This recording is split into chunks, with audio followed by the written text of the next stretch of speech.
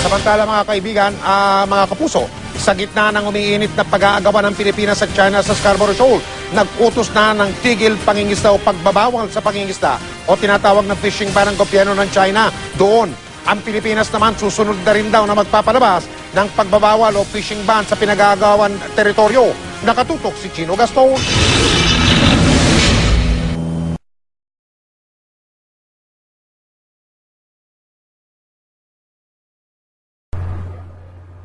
Patindi ng patindi ang tensyon sa pagitan ng bansang China at Pilipinas dahil sa pinag-aagawang isla ng Scarborough Shoal. Maraming kababayan natin ang laban sa pag-angging ito na ginagawa ng China. Pati ibang bansa gaya ng Amerika ay nakikiisa na din sa atin. At kahit na makapangyarihan at malakas ang bansang China, hindi isusuko ng Pilipinas ang natulang isla kahit na ang katumbas nito ay ang pagkakalabuan ng dalawang bansa.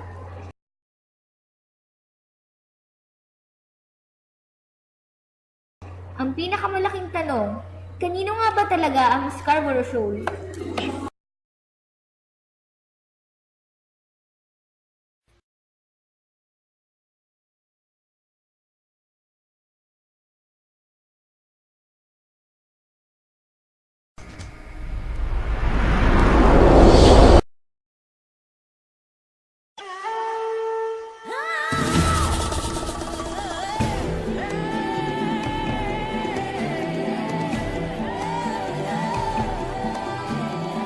Hindi ba kayo nagtataka kung paano nabuo ang ating bansa at kung paano naging ganito ang pagkakaayos ng ating mga pulo? Maraming teorya ang nabuo patungkol sa kung paano nagsimula ang ating bansa. Upang malaman at lubos na maintindihan ang mga teoryang ito, minarapat naming makapanayam ang isang dalubhasa sa larangang ito.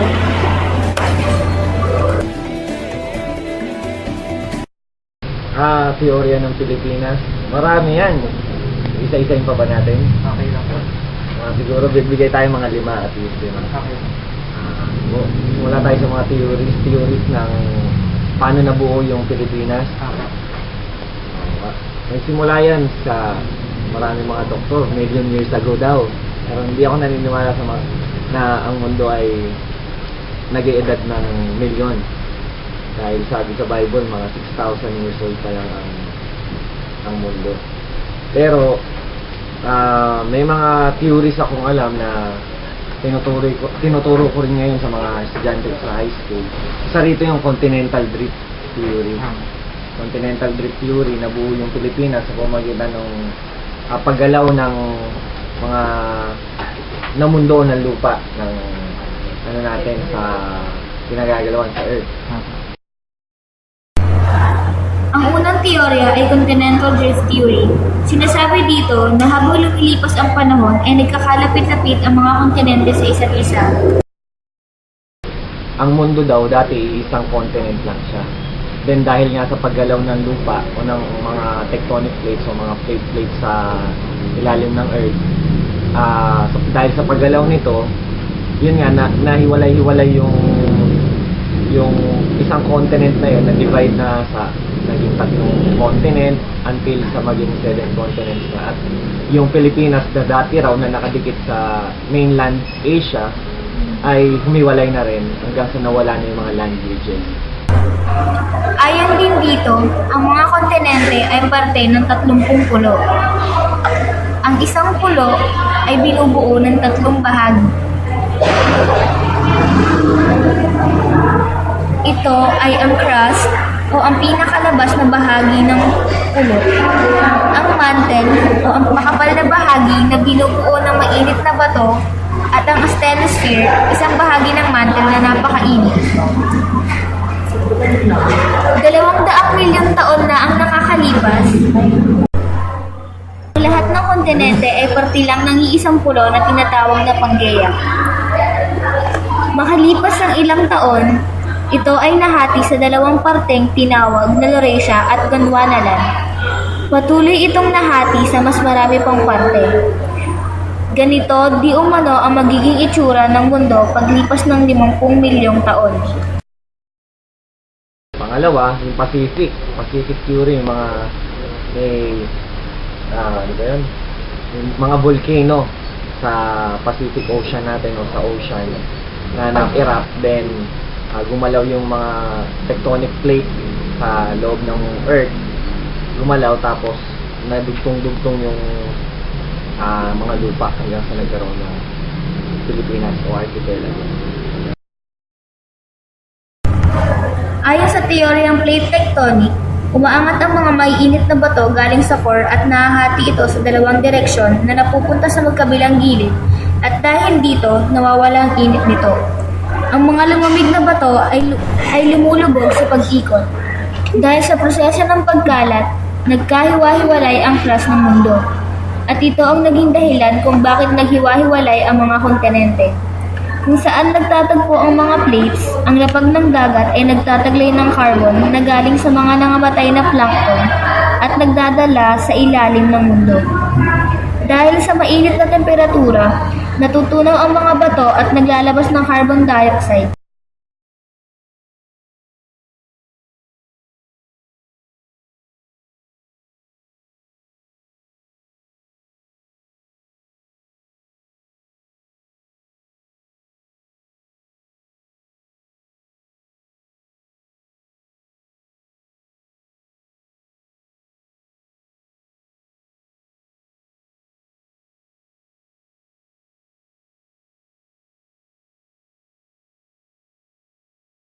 Ang volcanic islands ay nabubuo sa pamamagitan ng oceanic volcanoes.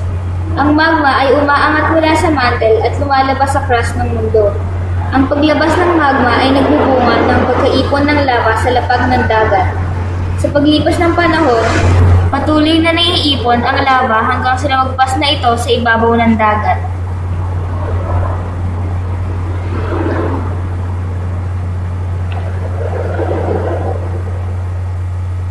At doon na nabubuo ang isang isla.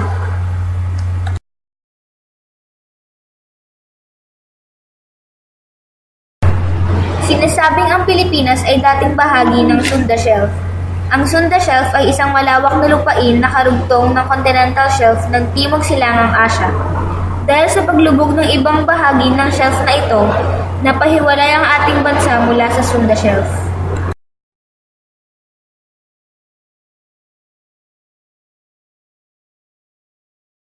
Meron ding myth na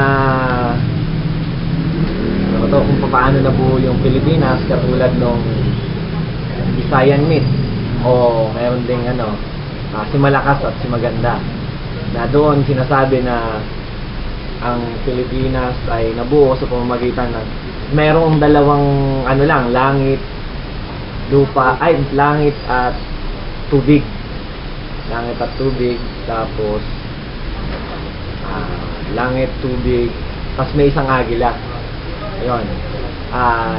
Yung agila, pagod na nakakalipad hanggang sa hindi na niya alam kung saan siya magpapahinga. Kaya, yung dati raw, sabi sa Visayan myth, yung dati raw, magkalapit lang o halos magkadikit yung langit tsaka yung dagat.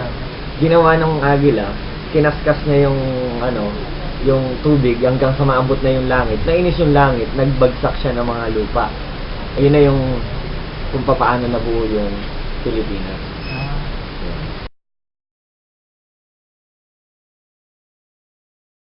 Scarborough Shoal. Siyempre, as a Pilipino, inaangkin natin talagang sa Pilipinas yung Scarborough Shoal o yung Kalayaan Group of Islands, kasama na yung Spratleys Island.